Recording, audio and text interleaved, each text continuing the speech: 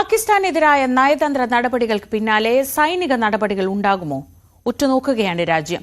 പഹൽഗാം ഭീകരാക്രമണത്തെ തുടർന്ന് ഇന്ത്യ കൈക്കൊണ്ട തീരുമാനങ്ങൾ വിശദീകരിക്കാൻ ഇന്ന് സർവകക്ഷി യോഗം ചേരുന്നുണ്ട്.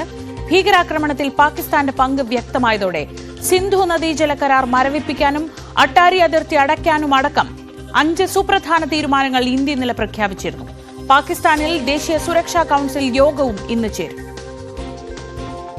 Recognizing the seriousness of this terrorist attack, the CCS decided upon the following measures. 1.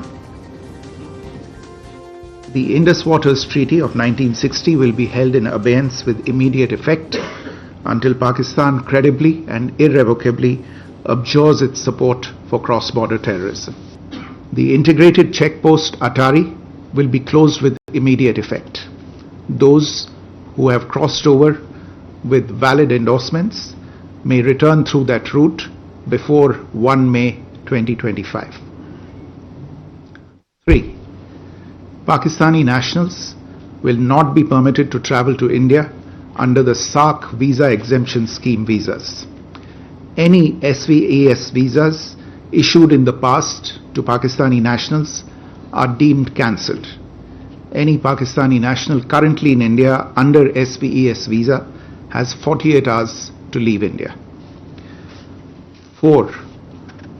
The Defence, Military, Naval and Air Advisors in the Pakistani High Commission in New Delhi are declared persona non grata.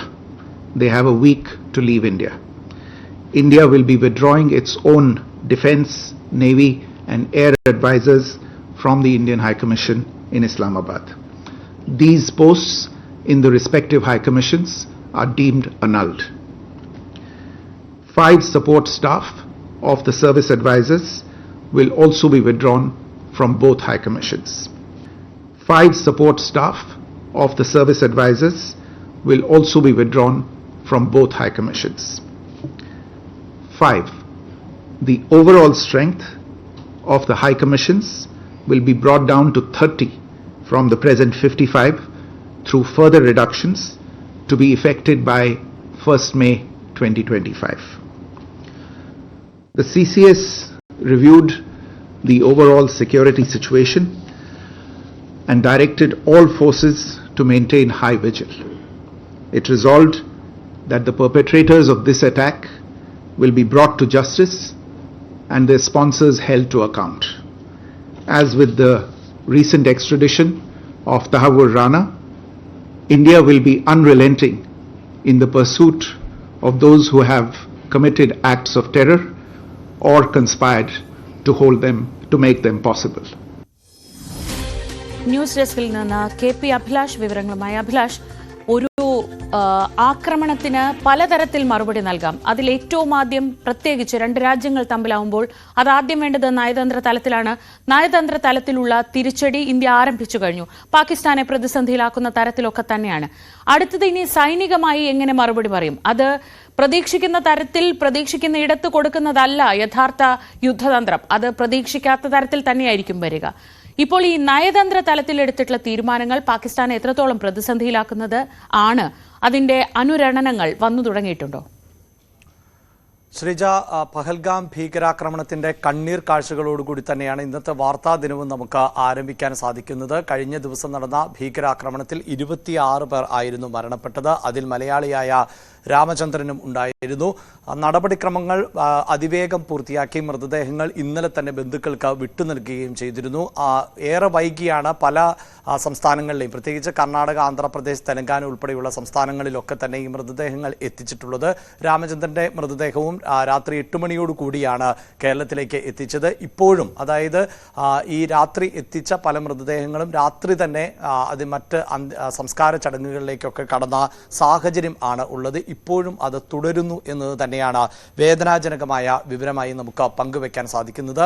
ഇനി ശ്രീജ സൂചിപ്പിച്ച വിഷയങ്ങളിലേക്ക് വരുമ്പോൾ വളരെ പ്രധാനപ്പെട്ട നിർണായകമായ യോഗങ്ങൾ ആണ് ഇന്ന് നടക്കാനിരിക്കുന്നത്. അതിലേറ്റവും പ്രധാനപ്പെട്ടത് ഇന്ന് ചേരുന്ന സർവകക്ഷി യോഗം എന്നുള്ളതാണ്. നമുക്കറിയാം, പ്രധാനമന്ത്രി നരേന്ദ്രമോദി സൗദി സന്ദർശനം തുടരുന്നതിന് ഇടയിൽ ആയിരുന്നു ഇങ്ങനെയൊരു ഭീകരാക്രമണം ഉണ്ടായത്. ആക്രമണത്തിന്റെ വ്യാപ്തി മനസ്സിലാക്കിയ അതേ ഘട്ടത്തിൽ തന്നെ ആഭ്യന്തരമന്ത്രി അമിത്ഷായ്ക്ക് നേരിട്ട് കാശ്മീരിലേക്ക് നടപടിയിലേക്ക് പുറപ്പെടുവാനുള്ള നിർദ്ദേശം ആയിരുന്നു പ്രധാനമന്ത്രി നൽകിയത്.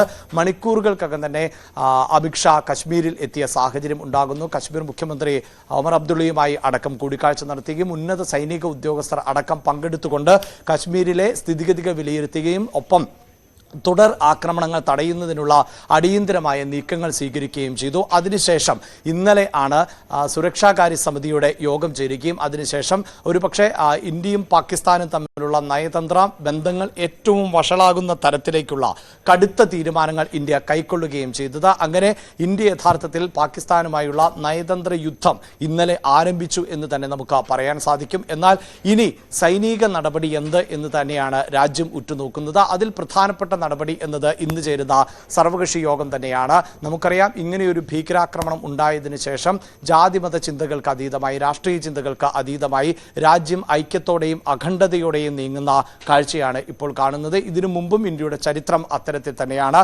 പല വിഷയങ്ങളിലും അഭിപ്രായ ഭിന്നതകൾ ഉണ്ട് എങ്കിലും രാഷ്ട്രീയ പാർട്ടികൾ അടക്കം വളരെ എതിർക്കുന്ന വിഷയങ്ങളിൽ പോലും രാഷ്ട്രീയ പാർട്ടികൾ പരസ്പരം പോരടിക്കുന്നത് കാണാറുണ്ട് എങ്കിലും ഇത്തരം വിഷയങ്ങളിലേക്ക് വരുമ്പോൾ ഇന്ത്യയുടെ ആഭ്യന്തര വിഷയങ്ങൾ ഇന്ത്യയുടേത് മാത്രമാണ് എന്നും അതിലേക്ക് മറ്റാരും കൈകടത്തരുത് എന്ന കൃത്യമായ നിലപാട് എല്ലാ രാഷ്ട്രീയ പാർട്ടികളും സ്വീകരിക്കുകയും ചെയ്യുന്നുണ്ട്. പക്ഷേ കേന്ദ്ര സർക്കാരിനെ സംബന്ധിച്ചിടത്തോളം ഈ ആക്രമണത്തിന്റെ സ്വഭാവം എന്തായിരുന്നു, ആക്രമണത്തിന്റെ വ്യാപ്തി എത്രത്തോളം വലുതാണ്, അതോടൊപ്പം തന്നെ എങ്ങനെയാണ് ഈ ആക്രമണത്തെ നമ്മൾ പ്രതിരോധിക്കേണ്ടത്, തുടർ നടപടികൾ എങ്ങനെയാകണം, ഇത്തരം കാര്യങ്ങളിൽ മറ്റ് രാഷ്ട്രീയ പാർട്ടികളുടെ പിന്തുണ കൂടി ആർജിക്കേണ്ടതുണ്ട്. അതിന്റെ ഭാഗമായിട്ടാണ് ഇന്ന് പ്രതിരോധ മന്ത്രിയുടെ അധ്യക്ഷതയിൽ സർവകക്ഷി യോഗം ചേരുന്നത്. ഈ സർവകക്ഷി യോഗത്തിൽ ഇക്കാര്യങ്ങളെല്ലാം തന്നെ കേന്ദ്ര സർക്കാർ വിശദീകരിക്കും.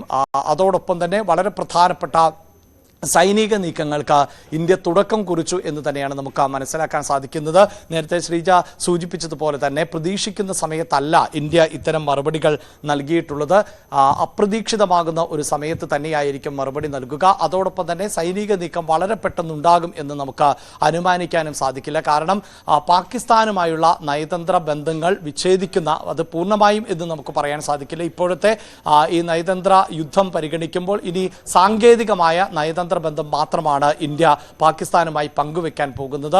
ഒരു അയൽ രാജ്യം എന്നുള്ളതോ സഹോദര രാജ്യം എന്നുള്ളതായ ഒരു പരിഗണനയും ഈ ഘട്ടത്തിൽ ഇന്ത്യ നൽകുന്നില്ല എന്ന് വേണം നമുക്ക് അനുമാനിക്കാൻ. അങ്ങനെ നയതന്ത്ര യുദ്ധത്തോടൊപ്പം തന്നെയാണ് ഇന്ത്യ സൈനിക യുദ്ധത്തിലേക്ക് കടക്കാൻ പോകുന്നത്. അതിൽ ഏറ്റവും എടുത്തു പറയേണ്ടത് വളരെ കൃത്യമായ വിവരങ്ങളുടെ അടിസ്ഥാനത്തിൽ മാത്രമേ ഇന്ത്യ അത്തരത്തിൽ ഒരു നീക്കത്തിന് തയ്യാറാവുകയുള്ളൂ എന്നുള്ളതാണ്. കാരണം നമുക്കറിയാം, അന്താരാഷ്ട്ര നീതിന്യായ സംവിധാനങ്ങളെ ഏറ്റവും അധികം ബഹുമാനിക്കുന്ന രാജ്യങ്ങളിൽ ഒന്നാണ് ഇന്ത്യ. അതുകൊണ്ട് തന്നെ ഇപ്പോൾ ഇന്ത്യയിൽ നടന്നിട്ടുള്ള ഈ ഭീകരാക്രമണത്തിന് പിന്നിൽ കൃത്യമായി പാകിസ്ഥാന്റെ പങ്ക്, പാക് സൈന്യത്തിന്റെ പങ്ക്, പാക് ചാര സംഘടനയുടെ പങ്ക് ഇത് IB വൃത്തങ്ങൾക്ക് ലഭ്യമാണ്. പക്ഷേ അതിന്റെ തെളിവുകൾ കൂടി സാങ്കേതികമായി ശേഖരിച്ച ശേഷം ഒരുപക്ഷെ ഇന്ത്യ നടത്താൻ പോകുന്ന തിരിച്ചടിയുമായി ബന്ധപ്പെട്ട് ലോക രാജ്യങ്ങൾക്ക് മുന്നിൽ ഇന്ത്യക്ക് കൃത്യമായ മറുപടി നൽകേണ്ടതായി വരും.